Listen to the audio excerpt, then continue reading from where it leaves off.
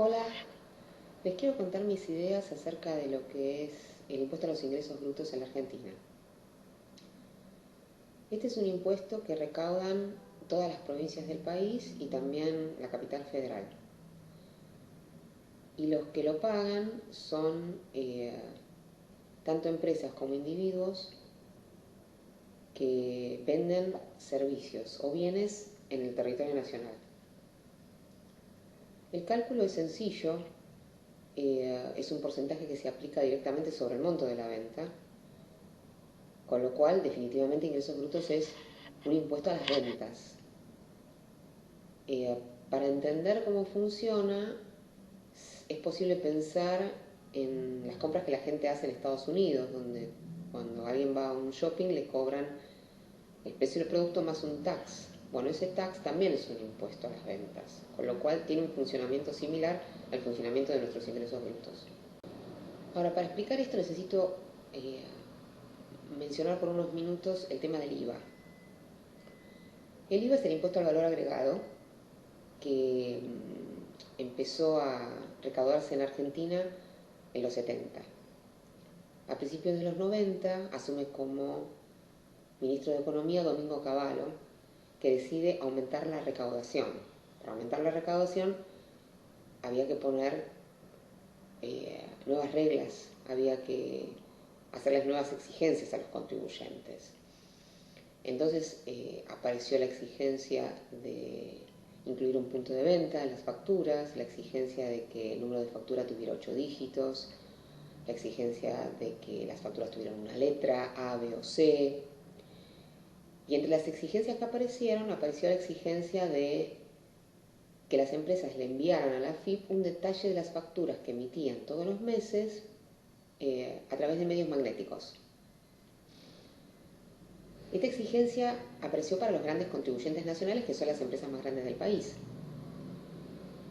Con lo cual, todos los meses, las empresas más grandes del país tenían que poner en un archivo todas las facturas que habían emitido, grabar el archivo en un disquete y mandárselo a la AFIP. Tiempo después, esta exigencia se hizo extensiva a los grandes contribuyentes de la agencia de la AFIP. Con lo cual, al comienzo estaban las grandes empresas sujetas a esta exigencia y al poco tiempo apareció otro conjunto grande de empresas, un poco más chicas, que también tenían esta exigencia. Entonces, en aquel momento, la gente de impuestos que trabajaba conjuntamente con la gente de sistemas en las empresas, en todo lo que tenía que ver con la liquidación de los impuestos, empezó a pensar que se iban a venir más exigencias respecto de lo que era la liquidación de ingresos brutos. Ustedes dirán, ¿qué tiene que ver el tema de que la AFIP empezó a exigir que las facturas se le manden por medio magnético con el tema de la liquidación de ingresos brutos? Entonces ahora les voy a mostrar por qué la gente de impuestos y la gente de sistemas de las empresas empezaron a pensar que esto de mandarle las facturas a la AFIP iba a significar una mayor exigencia del Estado en cuanto a al tributo de ingresos brutos. Aquí tienen la tabla que queda después de haber facturado durante un periodo. Este incluye punto de venta, número de factura, letra, fecha, quit del cliente, monto e IVA. Concluido el periodo, lo que se hacía era recorrer cada uno de los registros de esta tabla y para cada uno de ellos se calculaban los ingresos brutos y se generaba el registro del archivo que había que mandar a la AFIP. Fíjense que para el cálculo de ingresos brutos se tomaba el monto de la factura y se lo multiplicaba por el porcentaje de ingresos brutos correspondiente a la provincia en la que había sucedido la transacción. Este dato estaba señalado por el punto de venta. Cuando cambiaba el punto de venta, si había cambiado la provincia, cambiaba la alícuota. Creo que acá se muestra claramente por qué la gente de las empresas, la gente de impuestos y de sistemas de las empresas, pensaban que la AFIP fácilmente podía enviarle este archivo a las provincias para que éstas calcularan los ingresos brutos y controlaran lo que tributaban las empresas. Sin embargo, hasta ahora no había pasado nada concreto en este sentido.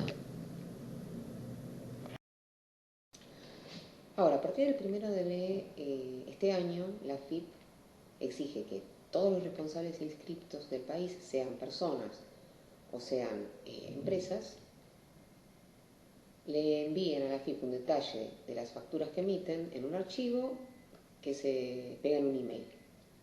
Esto quiere decir que, por ejemplo, hasta tu dentista que te hace un tratamiento de ortodoncia y te cobra, no sé, 3.000 pesos, cuando te lo factura, ese mismo mes tiene que subirlo a un archivo tiene que subir esa factura a un archivo que incluye todas las facturas que emitió en el mes y remitírselo a la AFIP por email. Con esto quiero decir que hay una gran cantidad de las facturas del país que están abarcadas por esto. ¿Por qué? Porque la inmensa mayoría de las empresas y de los individuos que venden bienes y servicios en el país son responsables inscriptos, porque la alternativa a esa condición frente a la AFIP es ser monotributista. Y un monotributista es un individuo que no puede emitir facturas de más de 2.500 pesos. Y aparte tiene otras limitaciones, con lo cual la amplísima mayoría de lo que se factura en el país lo facturan responsables inscriptos. Y como esta exigencia que arranca el 1 de enero de este año en cuanto a enviar las facturas a la AFIP abarca a todos los responsables inscriptos, hoy por hoy podemos decir que prácticamente todas las facturas que se emiten en el país están en la AFIP almacenadas en nuestras bases de datos, o sea, en bases de datos Oracle. Y ahora sí, la AFIP está empezando a compartir esas facturas con las provincias. De hecho, ya las empezó a compartir con la provincia de Buenos Aires. Néstor descubrió que la provincia de Buenos Aires tiene corriendo un sistema que toma todas las facturas de la AFIP, calcula los ingresos brutos que corresponden a quienes tienen que tributar ingresos brutos a la provincia de Buenos Aires, y si ese cálculo arroja un número que no coincide con lo que las empresas o los individuos le tributaron de ingresos brutos a la provincia de Buenos Aires, le manda un mail a la dirección electrónica de esa empresa exigiéndole que explique a qué se debe la diferencia. Este sistema que tiene la provincia de Buenos Aires se llama FIRE, y el nombre es representativo de por sí, porque FIRE significa fiscalización remota. ¿Qué pasa? Hasta ahora, la provincia de Buenos Aires lo que hacía era inspecciones presenciales en los contribuyentes. O sea, directamente iba a las empresas para determinar si esas empresas habían tributado lo que correspondía de ingresos brutos o no. Con lo cual, la provincia, o sea, ARBA, que es el recaudador de la provincia, tenía un alcance de entre el 2 y el 5% nada más de sus contribuyentes. O sea, que podía inspeccionar entre el 2 y el 5% de sus contribuyentes, nada más. ¿Por qué? Porque la fiscalización era toda presencial. En cambio, con este nuevo sistema que tiene la provincia de Buenos Aires, la fiscalización es remota, con lo cual se alcanza al 100% de los contribuyentes de la provincia. No es menor. O sea, el alcance que estaba teniendo con sus inspecciones la provincia de Buenos Aires pasa de ser del 2-5% a ser el 100%.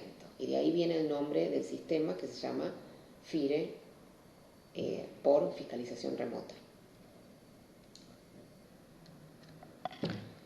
Veamos un poco los números que hay asociados a esto. En esta planilla aparece la recaudación de ingresos brutos de la provincia de Buenos Aires el año pasado. Como verán, la provincia recaudó 67.000 millones de pesos, que son más de 7.000 millones de dólares. En los términos americanos serían más de 7 billones de dólares. En la primera corrida de FIRE, que sucedió en abril de este año, se detectaron inconsistencias por el equivalente de 100 millones de dólares. Esto significa que la provincia de Buenos Aires salió a reclamarle a los contribuyentes que tributaran impuestos que les faltaban tributar en concepto de ingresos brutos por el equivalente a 100 millones de dólares. Ahora bien, imaginemos que aplicamos nuestra tecnología a proveer una funcionalidad similar a la de FIRE, pero en otras provincias. ¿Cuánto podríamos esperar que se detecte como inconsistencias en algunas otras provincias, si las cosas logramos que nos funcionen como funciona FIRE? Por ejemplo, en el caso de San Juan, acá tenemos lo que es la recaudación de ingresos brutos del año pasado, y si corremos una regla de 3 simple, podemos esperar que se detecten inconsistencias por el equivalente a 2 millones de dólares. Y si hacemos este mismo ejercicio para Neuquén, vamos a encontrar inconsistencias por 7 millones y medio de dólares. Esto significa que, estimativamente, Neuquén podría reclamarles a sus contribuyentes un faltante en lo que tributaron de ingresos brutos de 7 millones y medio de dólares. Ahora, lo que es más importante es que las cifras que ustedes ven ahí es solamente un parcial de lo que las provincias en el cortísimo plazo le podrían reclamar a sus contribuyentes en términos de inconsistencias. ¿Por qué digo que es un parcial? Porque, por un lado, esas cifras corresponden a empresas grandes y medianas nada más. Pero lo que es más importante, estas cifras corresponden a cruces con el IVA. Pero hay otros cruces que se pueden hacer. Por ejemplo, un cruce que es súper importante es un cruce con la información bancaria, que hasta podríamos decir que es más importante que el cruce con el IVA, porque el cruce con la información bancaria puede dar o puede identificar a un montón de empresas que directamente no tributan, ni le tributan al Estado Nacional, ni le tributan a los estados provinciales. Entonces, esos números en la realidad son mucho más grandes. Creo que con eso nosotros tenemos todo un mensaje para dar, porque por lo que averiguó Flavio, por ejemplo, la provincia de Neuquén ya fue contactada por la FIP para pasarles esta información y sin embargo ellos dijeron no la podemos recibir porque no tenemos cómo procesarla.